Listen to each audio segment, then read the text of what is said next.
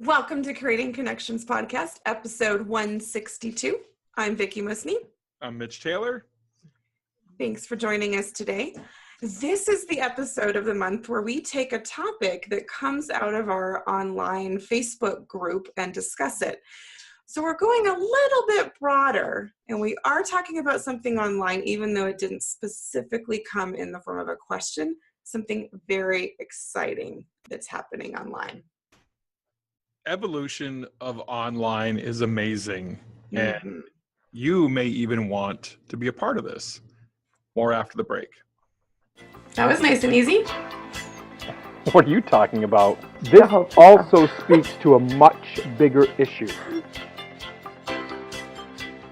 Providing personal solutions through understanding people. This is the Creating Connections Podcast with Gitomer Certified Advisor Mitch Taylor and Certified Personality Trainer Vicki Musney.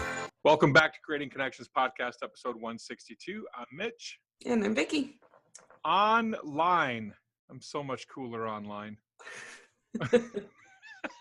I so love that song. I love that video. That's a great song. Even when he sang it, when we saw him live again a couple months ago, I loved it just as much as when it first came out. Brad Paisley, here's a funny story. I'll just sidetrack here for a second. Go for it. Brad Paisley, Michelle and I saw him January 23rd of 2010 down in Lower Michigan. She got me tickets for Christmas.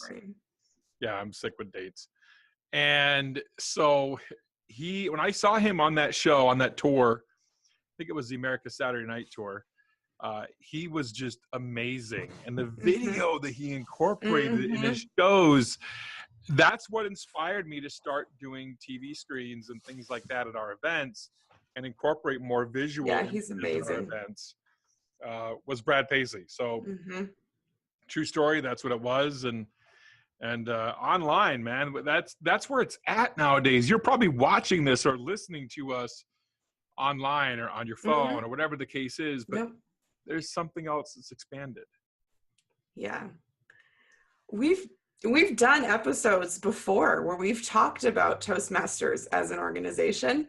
Yes. And what it is and how impactful it is and the clubs that we are both a part of in our various cities where we live and our service at the regional level for Toastmasters, which you've done in the past. I'm currently serving a term now for my district out here in Northern Nevada, Northern California.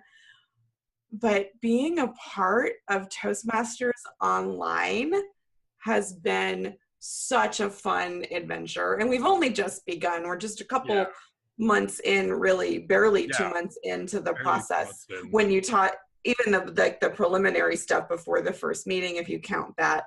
And when we started, we're one of only 17 clubs online. It's crazy. It's crazy. Well, and just the fact that you and I have bonded over our Toastmasters experience before, and it has helped us critique each other's seminars, and it impacts the way that we do some of our training and the way we rehearse, and we've signed off on projects for each other and things, but we've never been members in the same club before. No. And to have, friends from Australia and Canada and all over North America in this club with us and meeting over Zoom once a week has just been so much fun. This opportunity exists for you right now, whether or not you know it or not. We're telling you, hi, if you're a DJ or a master of ceremonies, you could have an opportunity to join this club. You could have an opportunity to expand your horizons. And I don't know, Vicki, my favorite thing about Toastmasters, why don't we each go into our favorite thing? Go for it, yeah. My favorite thing about Toastmasters, well, two things. I was going to say, you can't pick one. Two things. Number one is the chance for extemporaneous speaking. That's just a really big fancy word for off the top of your head. Okay. What Toastmasters calls table topics. Yeah, table topics. But on the fly. On the fly, you have to talk about this for 2 minutes, go. And you have to go and you have to deliver. And in today's society of AD squirrel, think about that. How important is that you're able to succinctly get across your point, state something, get across your point, make 1 or 2 points, and then wrap it up in a nice way that people understand what you said and with brevity. And Well, the and other Mitch, thing, hang on. no, before you move on, no, but I'm talking about this thing, because it Okay, doesn't all right. surprise me that you love this part of Toastmasters, but it ties into something that you do really, really well, and I especially notice it on Fridays. But those of you that are watching, if you haven't watched Mitch's live at 7:55, he does that show every midweek morning at 7:55 Eastern, so I don't ever watch it live. But if you're on live, you can on Fridays submit questions, and essentially what he's doing is back-to-back table topics That's exactly on the what I'm fly. doing. And I think about that on Fridays. I'm like, he's doing table topics. Someone Yes. asks him a question and he has to really quickly formulate his thoughts and give a clear and concise answer that makes sense. You don't get to just ramble forever, and you're trying to keep it within a certain time frame. So just one example of why that piece of what you love in Toastmasters is having a positive influence on your real life. And now I'll let you finish your sentence. And so why is that? So I'll cover it, move on from there. Why is that important to you? Think about the events you perform. Think about the events you're a part of. You know, whether you're a photographer, whether you're a caterer, it doesn't matter. At some point, you're going to be thrust in a live situation where you have to get your point across to someone, or you have to vamp, what's called vamping, where you have to ad-lib, if you will, for some time. If you haven't had those skills developed further, then you may not succeed in that moment. And that's where it matters most, when your job, your performance, your reputation is on the line for that client, and in front of that crowd, or in front of that maid of honor, or in front of that wedding planner, or whatever the case may be. It doesn't matter. You're constantly interacting with someone. The second thing I love most about Toastmasters is to watch the progression of your fellow team members, your fellow Toastmasters. To see a woman, like, I'm going to give her props, Marilyn Noble. I shouldn't even say her last name. I just did. I'll say Marilyn. To see a woman like Marilyn, who came into our club through Speechcraft. Marilyn joined our club through Speechcraft, which is a community introductory program to Toastmasters. She came out of a Speechcraft we helped run several years ago now. And to see her take on the role of being a Toastmaster and see her growth and growing into, I kind of conned her into being my VP of Ed at one point. That's a true story. I believe you. VP of Ed, and then move from there into president role, and move from there into an area governor now, and how she's rolled with things. And I even left our club for a brief period of time. I wasn't happy with the club dynamics. I left our club. I came back, and to see her still being that rock, that driving force for our Toastmasters group, I feel is important and needs to be recognized. There's other people too. We had one of our members who, again, I saw him when he started. I'm like, man, guy needs some work, but I give kudos to him for putting in the work and being there. He just placed in the district level and moving on to regional. He placed in the regional level, for humorous speech contest. Nice. Yeah. So just to see those two individuals' progression is super cool. I love it. Yeah. I think for me, Mitch, when I first joined, I had no real understanding of the scope of everything that it would open up and the people that I would meet and the things that I would learn. I was just very, like most people, you join because you have a reason that you want to join. For me, it was specifically to improve my speaking to a point where I didn't have to use notes. Yes. And that was a very specific goal that I had, because I didn't like when I was doing a seminar that I would have to take up the front seat and spread out a couple pages of notes. I had that crutch, and being in Toastmasters week after week for the last 5 years has given me confidence to and skills that I need to plan better, to structure things better, so I don't need the notes as much.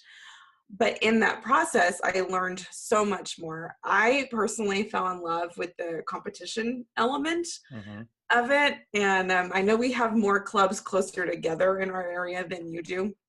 We have about 30 clubs just in the Reno-Carson Valley area. And so our competitions are a really big deal because there's so many people. In fact, we actually have 2 divisions that have competitions, A and B, because there's so many clubs here, we actually fit in 2 divisions. So, but see that trophy right over there behind me, if you've ever wondered what that's from. Notice Vicki pointing out her hardware right now. That's from a contest from Toastmasters. That doesn't belong to my kids. I went to a contest, and the first year I did it, I didn't place. And I knew when I gave my speech, it wasn't a great speech. It wasn't something I was proud of. Right. And for me, that was the motivation I needed to work really hard and hone those skills and go back and compete the next year. And the next year I brought my trophy home. And it just reminds me that the rewards aren't instant. You know, Toastmasters is a regular commitment. It's something that I do. I'm actually in 3 clubs a week now. I have my 2 local clubs and now the online club. So I'm only in 2. And I have a Monday club, a Thursday club, and then our online club that meets on Tuesday where I live. Some of our friends in Australia, it's a Wednesday club for them. But, you know, it's that regular working out. My friend Mike always talks about Toastmasters, the analogy is the gym. You know, you can't just buy a gym membership and expect to get in shape and be able to bench more. You actually have to put in the time, and you have to go regularly and work out your muscles in the same way Toastmasters is working out our words. And it's putting yourself in new and challenging situations, which for some people is that extemporaneous speaking contest. Some people, that's their favorite part, like you, but a lot of people, when they first join, they hate that part. Yeah, they hate it. You're like, oh God, I hope they don't call on me. And then after a couple meetings, you realize, oh, nobody died. This wasn't that bad. This was actually kind of fun. Hey, maybe I could get better at this.